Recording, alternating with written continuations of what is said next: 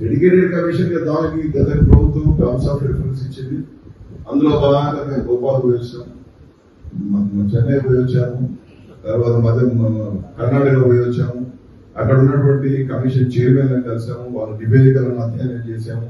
అది బీసీకరణ కాదు, కులగన, మీకు అంతా కూడా దాన్ని క్లారిఫై చేసిన సమాధానం ఇక్కడికి మనం క్లారిటీ వచ్చేసింది. ఇంకొకటి, ఇప్పుడు స్థానిక సంస్థలకు ఎన్నికలు జరగడానికన్నా ముందే సెన్సస్ జరగాలి, సర్వే జరగాలని తామని చెప్తున్నాం. ఇక్కడ నేను నాకు అన్ని అవగాహన కూడా ఏదో కొంత ఎక్కువ చదువు తీసుకోవద్దు. ఆనాడు ఒకరోజు చేసినటువంటి ఏదైతే సమగ్ర కుటుంబ సర్వే చేస్తున్నప్పుడు ఏర్పడినటువంటి ఇబ్బందులు అప్పుడు ప్రభుత్వమే చేసింది. ప్రభుత్వమే తనంతట తానుగా అది చేసింది కాబట్టి అసలు మీకు చేసే అధికారం లేదు కదా.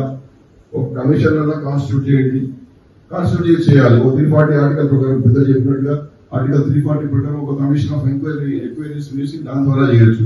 ఏదో ఒక బ్యాక్వర్డ్ క్లాస్ కమిషన్ కి ఇవ్వవచ్చు. లేదా తమను సూచిస్తున్నట్టుగా ఒక క్యాస్ట్ సెన్సస్ కమిషన్ కూడా 50% అనేటువంటిది ఉన్నత న్యాయస్థానాన్ని ఎక్సిట్ చేసింది కదా అనేటువంటి చర్చ ఉన్నది.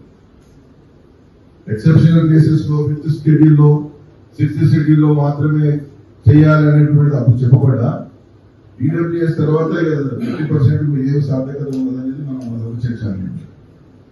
అందుకనే వాళ్ళ బీహార్ లో వాళ్ళు డోర్ టు డోర్ సర్వే చేసుకొని లీగల్ ఆడిట్స్ పెద్ద ఎత్తున పోరాటమే చేసింది. వాళ్ళు పెద్దలందరూ చెప్పినట్టుగా అక్కడ ముఖ్యమంత్రి గారు 100 సార్లు రివ్యూ చేశారు. అక్కడ చీఫ్ సెక్రటరీ గారు 100 సార్లు రివ్యూ చేశారు. వాళ్ళు చెప్పినట్టుగా చంద్రకుమార్ గారు చెప్పినట్టుగా మన రాజేంద్ర గారు అక్కడ ప్రిన్సిపల్ సెక్రటరీ జీఏ ఉన్నారు.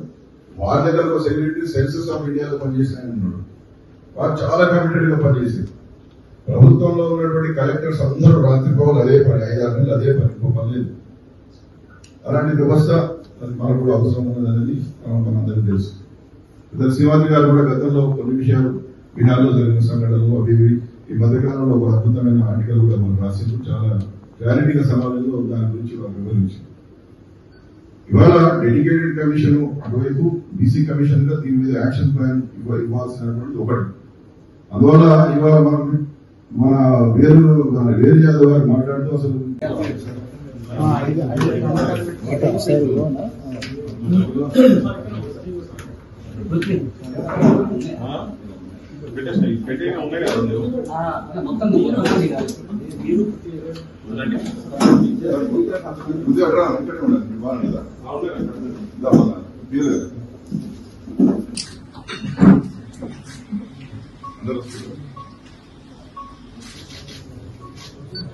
అందరూ వచ్చి